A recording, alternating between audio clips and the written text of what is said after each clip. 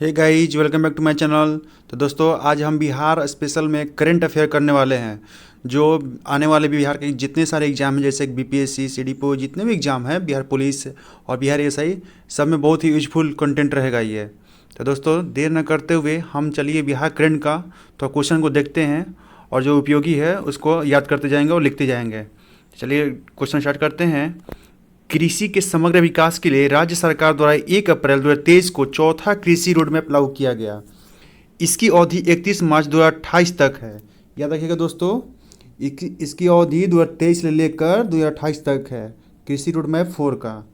इस अवधि में राज्य सरकार कृषि से जुड़े विकास कार्य पर लगभग 1,62 करोड़ रुपए खर्च करेगी।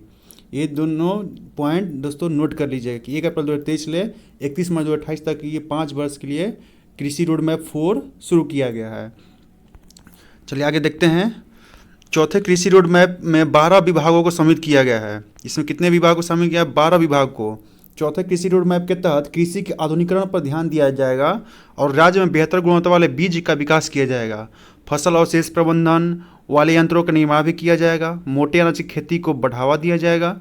कृषि के संवर्धन विकास के लिए किसानों की आमदनी बढ़ाने पर भी विशेष ध्यान रहेगा।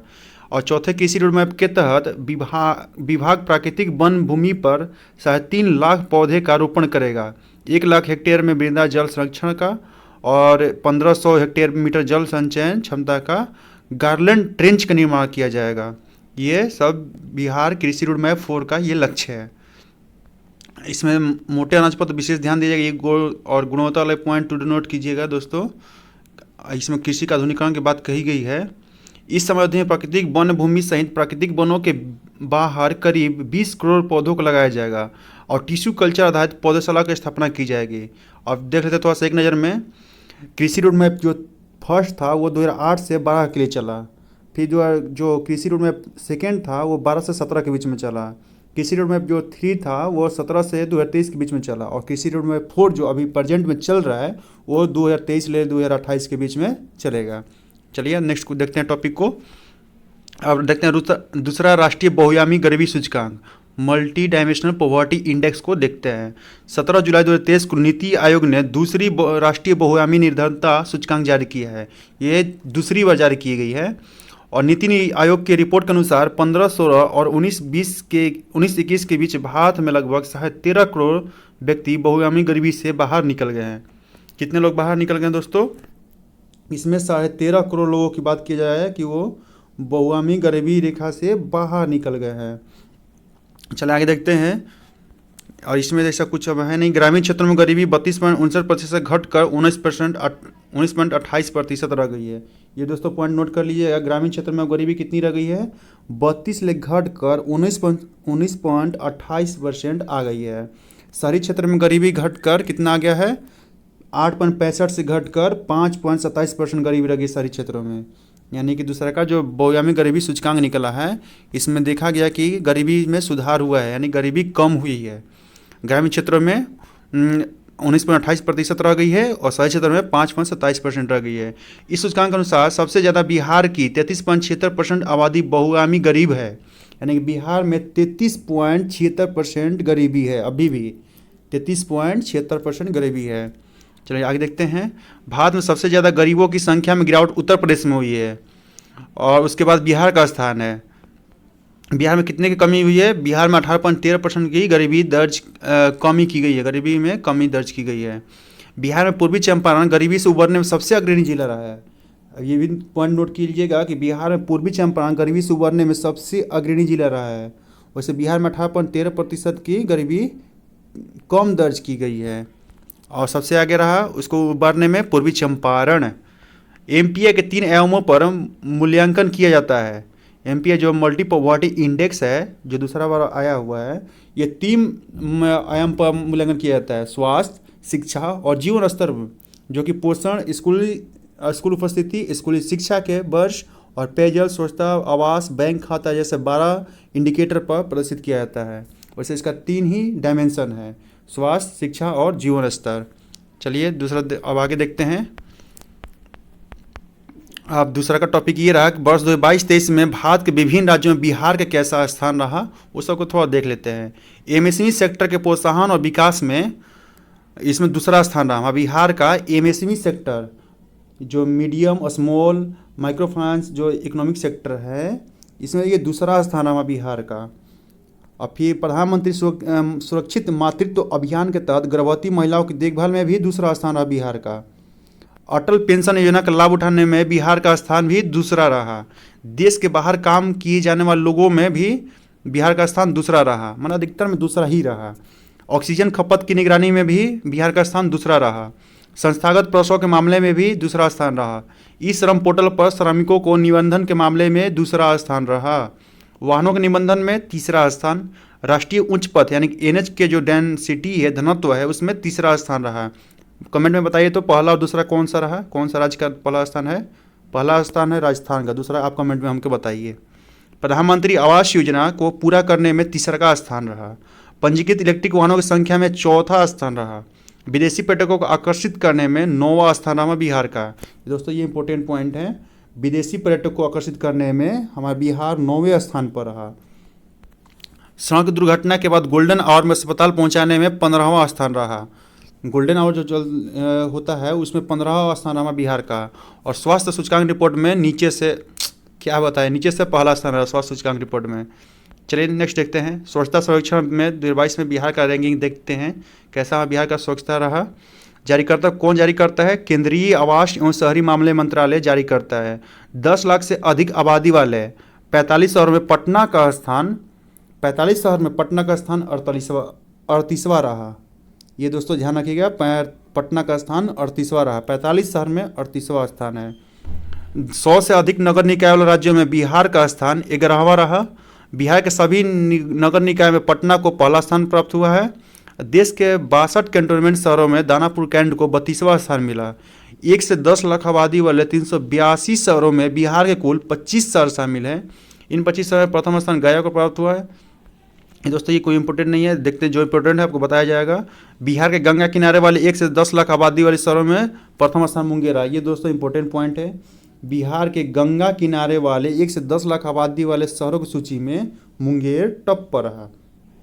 बिहार के गंगा किनारे वाले 1 लाख से कम आबादी वाले की बात किया जाए तो उसमें सुल्तानगंज प्रथम पर रहा। इस रिपोर्ट में बिहार का सबसे गंदा शहर सिवान को बताया गया है और दूसरा सबसे गंदा शहर सासाराम को बताया गया है। दोस्तों याद रखिएगा, बिहार का सबसे गंदा शहर कौन सा है? सिवान, और दूसरा सासाराम। पहला का सिवान, दूसरा का सासाराम। सिवान का स्थान पूरे देश में 373वां स्थान प्राप्त हुआ है। कटिहार जिले के मनिहारी फास्ट मूविंग सिटी का दर्जा दिया गया है। कटिहार जिले के मनिहारी फास्ट मूविंग सिटी का दर्जा दिया गया है।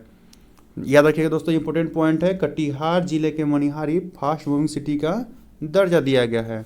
चलिए नेक्स्ट देखते हैं जो सरकार पॉइंट अब देखते हैं। बिहार नगर पालिका चुनाव जो 2022 में हुआ था उसमें कुछ देख लेते हैं क्या क्या हुआ।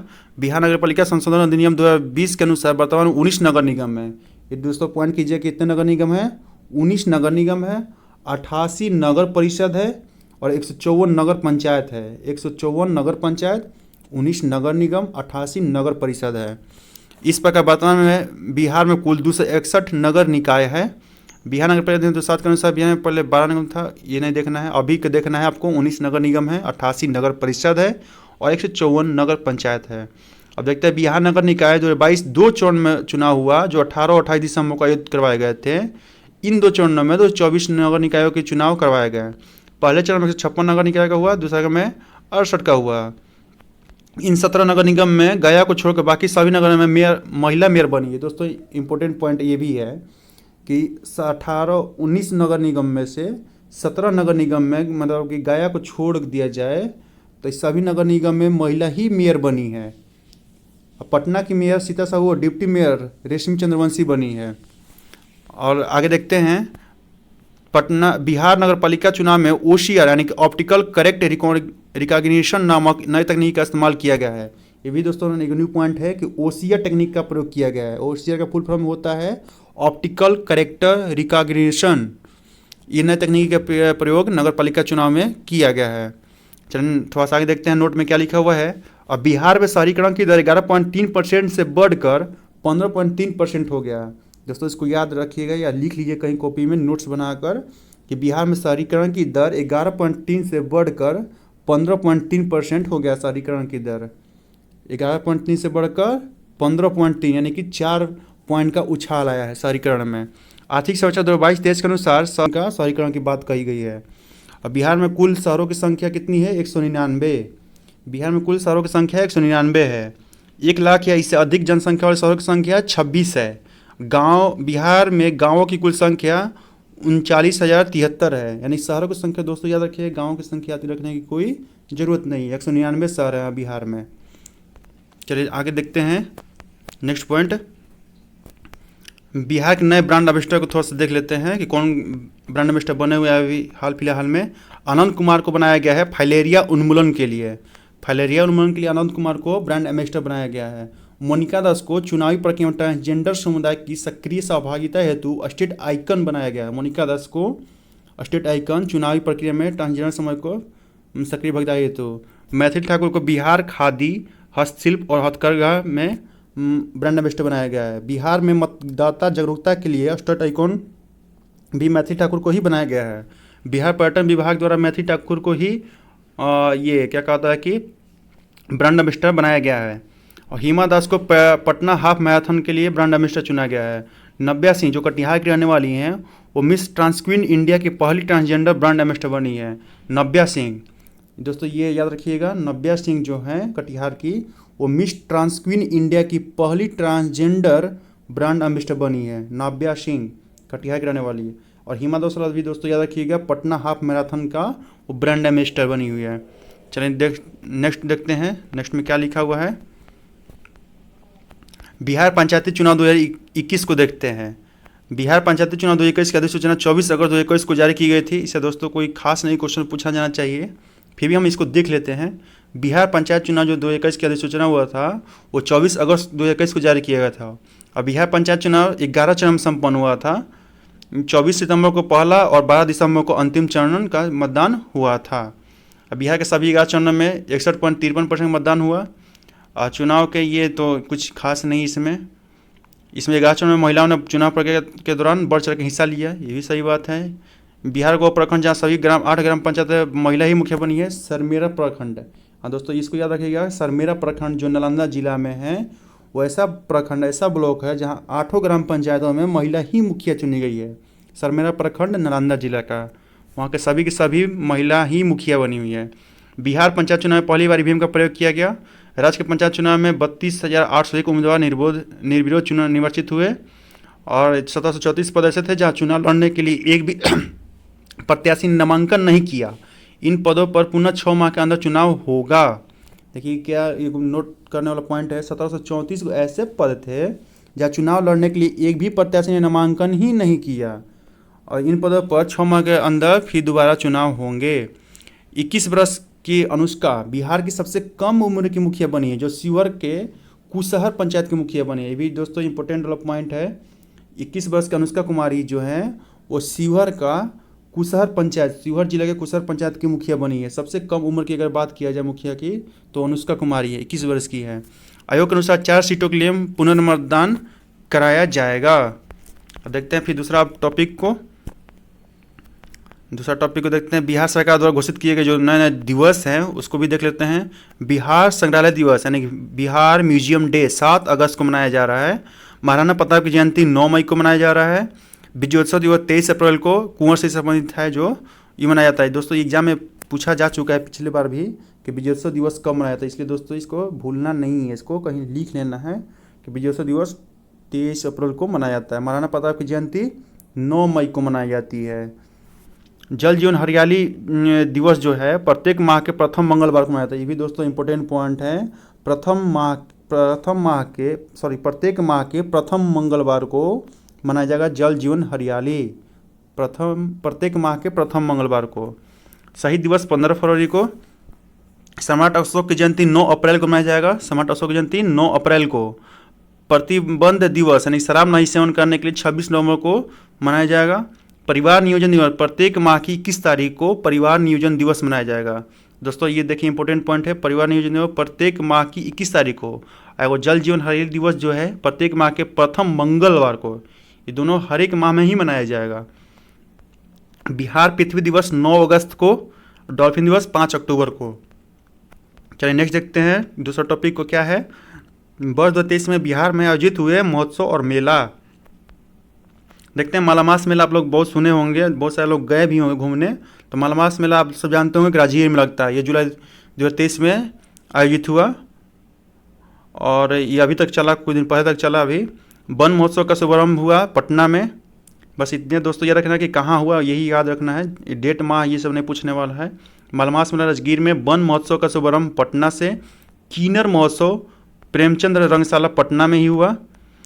आम महोत्सव पटना में हुआ। दोस्तों ये टेस्ट में पूछा गया था कि आम महोत्सव कहाँ हुआ था, ये पटना में हुआ था आम महोत्सव। थाई महोत्सव गोपालगंज में हुआ। मिलेट यानी बाजरा महोत्सव भोजपुर में हुआ। बाजरा महोत्सव भोजपुर में हुआ। बागवानी महोत्सव वीर कुंवर सिंह पार्क पटना में हुआ। राष्ट्रीय नाट्य महोत्सव प्रेमचंद रंगशाला यह पटना में ही हुआ। चलिए देखते हैं नेक्स्ट टॉपिक को। वन स्थिति को थोड़ा सा देख लेते हैं। वन स्थिति से हर एक बार क्वेश्चन एक या दो पूछ ही लेते हैं दोस्तों। तो देखते हैं थोड़ा सा। भारत एवं बिहार वन स्थिति रिपोर्ट प्रति 2 वर्ष पर भारतीय वन संरक्षण द्वारा जारी किया जाता है। और दोस्तों ये 17वां रिपोर्ट रहा। ये 1987 से प्रत्येक 2 वर्षों पर जारी किया जाता है, 1987 से। और इस रिपोर्ट की सीरीज का 17वां सीरीज रहा, 17वीं रिपोर्ट रहा, जिसके लिए दूरसंदेह उपग्रह रिसोर्स सैट 2 से प्राप्त आंकड़ों का प्रयोग किया गया है। इसमें देखिए कौन सा ये रिपोर्ट रहा, ये 17वीं रिपोर्ट रहा। और इसमें कौन सा उपग्रह उपयोग किया गया है, रिसोर्स सैट 2। रिसोर्स सैट 2 से ही डाटा को प्रयोग में लाया गया है। देखते हैं आगे क्या है। बिहार में वन आवरण, वन स्थिति रिपोर्ट 2021 के अनुसार बिहार का वन आवरण 7380.79 वर्ग किलोमीटर है, जो राज्य के कुल भौगोलिक क्षेत्रफल का 7.84% है। देखिए दोस्तों याद रखिएगा इसको, 7380 स्क्वायर किलोमीटर और 7.84% कुल क्षेत्रफल का है, ये है वन रिपोर्ट है। आगे देखते हैं 2019 की रिपोर्ट की तुलना में 75 किलोमीटर स्क्वायर की वृद्धि हुई है। कितने किलोमीटर स्क्वायर की वृद्धि हुई है, 75 किलोमीटर स्क्वायर की वृद्धि हुई है, जो लगभग 1.3% की वृद्धि हुई है। 1.3%, अगर परसेंटेज की तुलना में बात करें तो 1.03% की वृद्धि हुई है। और अगर किलोमीटर की यानी क्षेत्रफल की बात किया जाए तो 75 किलोमीटर की वृद्धि हुई है। और इसका टोटल कितना है, 7.85%, 7380 वर्ग किलोमीटर। बिहार में वृक्ष आवरण, भारत वन स्थिति रिपोर्ट 2021 के अनुसार बिहार के 2341 किलोमीटर स्क्वायर क्षेत्र पर वृक्षावरण है, जो राज्य के कुल भौगोलिक क्षेत्रफल का 2.48% है। और 2019 के रिपोर्ट की तुलना में इसमें 338 किलोमीटर की वृद्धि दर्ज की गई है। दोस्तों देखिए यहाँ पर ये वो जो पिछड़ा में पढ़े वो वन का था, ये था वृक्षावरण का है। ये वृक्षावरण में बोला जा रहा है कि 2341 किलोमीटर क्षेत्र में फैला हुआ है। 2341 किलोमीटर क्षेत्र में फैला हुआ है। इसमें कितना परसेंट वृद्धि दर्ज की गई है, कुल कितना भौगोलिक क्षेत्रफल का है, 2.48। उसमें क्या था, उसमें बताइए क्या था, डाटा वाला जो पढ़े थे आप, इसमें 7.84, इसमें क्या है 2.48 है। यहाँ पर डिजिट 2 चेंज किया हुआ है। 2019 की रिपोर्ट की तुलना में इसमें कितना वृद्धि हुई है, इसमें 338 किलोमीटर की वृद्धि दर्ज की गई है। किसमें, वृक्षावरण में। उसमें कितना वृद्धि दर्ज था, उसमें 75 किलोमीटर की वृद्धि दर्ज था। चलिए नेक्स्ट देखते हैं, थोड़ा सा और इसके बारे में देखते हैं। बिहार बनावरण, तो बनावरण में 7381 किलोमीटर और 7.84%, जो कि वृद्धि की बात करें तो 75 किलोमीटर स्क्वायर की वृद्धि हुई है। वृक्षावरण में देखें तो 2341 किलोमीटर क्षेत्रफल में है वृक्षावरण, जो 2.48% में फैली हुई है, जो 338 किलोमीटर की वृद्धि हुई है 2019 की तुलना में। और कुल अगर बात किया जाए क्षेत्रफल का तो 9722 किलोमीटर, टोटल कितना क्षेत्रफल का है, 9722 किलोमीटर, जो प्रतिशत के हिसाब से अगर देखें तो 10.32% है। कुल मिलाकर बात किया जा रहा है वन और वृक्षावरण दोनों का 10.32%, और वृद्धि देखा जाए दोनों को मिलाकर तो 413 किलोमीटर की वृद्धि दर्ज की गई है। अब देखते हैं थोड़ा सा नोट में क्या लिखा हुआ है। 10% से अधिक शिखर घनत्व और 1 हेक्टेयर से अधिक क्षेत्रफल वाली वृक्षाच्छादित भूमि को वनाच्छादन माना जाता है। और जिलों के वनावरण देखते हैं किसमें कितना है, तो कैमूर में सबसे ज़्यादा वनावरण है, उसके बाद पश्चिम चंपारण में है, उसके बाद रोहतास में है। तो दोस्तों आपको याद रखना है कैमूर में 1051 किलोमीटर स्क्वायर में फैला हुआ है, 1051.56। बस आपको दोस्तों याद रखना कैमूर में सबसे ज़्यादा है, ये डाटा नहीं पूछा जाना चाहिए। अगर इसको देख लीजिए एक नज़र में, कैमूर, पश्चिम चंपारण, रोहतास में सबसे अधिक वनावरण है। सबसे कम कहाँ है देख लेते हैं। शेखपुरा में सबसे कम वन है, मात्र 1.19 किलोमीटर शेखपुरा में वन है। उसके बाद अरवल में शेखपुरा, फिर अरवल, फिर जहानाबाद। तो शेखपुरा में सबसे कम और सबसे ज़्यादा कैमूर में। ये दोस्तों जरूर पॉइंट याद रखिएगा, सबसे ज़्यादा कैमूर में और सबसे कम शेखपुरा में। कैमूर में कितना था 1051 किलोमीटर और यहाँ पर 1.19 किलोमीटर मात्र। जिलों में अगर वनावरण के प्रतिशत के अनुसार देखें तो कैमूर में टोटल 31.56% वन है। कैमूर में प्रतिशत के अनुसार से देखें तो 31.56% कैमूर में ही वन है। उसके बाद जमुई में है प्रतिशत के हिसाब से देखें तो कैमूर, फिर जमुई, फिर नवादा। फिर आगे देखते हैं, अब वनावरण प्रतिशत के अनुसार सबसे कम में देखते हैं तो शेखपुरा का है। शेखपुरा का मात्र 0.17% रहा। फिर उसके बाद बक्सर का है, तो सबसे प्रतिशत में शेखपुरा का सबसे कम रहा। जबकि सबसे कम वैसे भी क्षेत्रफल में भी शेखपुरा ही कम रहा। तो दोस्तों इसको याद रखिएगा, दोनों में ही शेखपुरा, दोनों में ही वो कैमूर ही रहा। पहले सबसे कम हो गया, सबसे कम तो देख लिया हमने शेखपुरा, बक्सर, सिवान। और दोनों इसकी तुलना में वनावरण की वृद्धि, सर्वाधिक वृद्धि किस में हुआ है, ये भी दोस्तों याद रखिएगा। ये पूछा जाता है कि किस जिला में सबसे ज़्यादा वृद्धि दर्ज की गई है। तो बांका में सबसे ज़्यादा वनों की वृद्धि दर्ज की गई है, जिसमें 16.29 किलोमीटर की वृद्धि दर्ज की गई है बांका में। उसके बाद जमुई में और उसके बाद गया में। तो सबसे ज़्यादा वृद्धि दर्ज कहाँ की गई है, बांका में, फिर जमुई में, फिर गया में। बांका में सबसे ज़्यादा। सबसे मतलब कि कमी कहाँ हो गई है, सर्वाधिक कमी वाले जिले, तो कैमूर में कम हो गया है, माइनस में चल गया है। -4.83 किलोमीटर की कमी हुई है, वनों की कटाव हुआ होगा या कुछ भी हुआ, माने वन की कमी हो गई है कैमूर में। जबकि बढ़ा है बांका में, बांका में बढ़ गया है और कैमूर में घट गया। चलिए और कुछ देखते हैं पॉइंट को। वाल्मीकि नगर टाइगर रिजर्व के 796 किलोमीटर में वन है, जो कुछ टाइगर रिजर्व 928 किलोमीटर का है, 85% ये है, ये कुछ अथी नहीं है। 2021 में बिहार के विभिन्न प्रकार के वनों के अंतर्गत प्रतिशत क्षेत्र देखते हैं। अति सघन वन जो 70% से अधिक शिखर सघनता है, उसमें 4.5% रहते हैं, यानी 333 किलोमीटर। अगर मध्यम वर्ग की बात करें तो इसमें 40 से 70% शिखर सघनता होती है, और ये वन टोटल है 44% और खुले वन की अगर बात करें तो 10.40% तक इसका शिखर सघनता होती है, और ये बिहार में 51% तक है। तो यानी कि सबसे अति अगर सघन वन की बात करें तो 4.5%, और मध्यम का 44% और खुले वन की 51%। बहुत घने वन, तो अभी 2021 का डाटा पढ़े हैं 333 किलोमीटर स्क्वायर। मध्यम रूप से घने वन 3286 किलोमीटर, खुला वन 2762 किलोमीटर और कुल वन 7381 किलोमीटर। बिहार में वनावरण में शीर्ष जिले के देख लेते हैं। बहुत घने वन कहाँ है, पश्चिम चंपारण में है। सबसे ज़्यादा घने वन पश्चिम चंपारण है। मध्यम रूप से घने वन भी पश्चिम चंपारण में है। खुला वन कैमूर में है। खुला वन मतलब कि थोड़ा दूर दूर पर पौधे होते होंगे। हम घने वन है कि पास पेड़ पौधे होते होंगे, तभी तो बहुत घने वन है पश्चिम चंपारण में। मध्यम रूप से वो भी है, पश्चिम चंपारण ही है। खुला वन में कैमूर है। तो दोस्तों इतना ही हम करते हैं, उसके बाद अब नेक्स्ट वीडियो करेंगे। तब तक के लिए आप लोग रिवाइज करते रहिए। जय हिंद।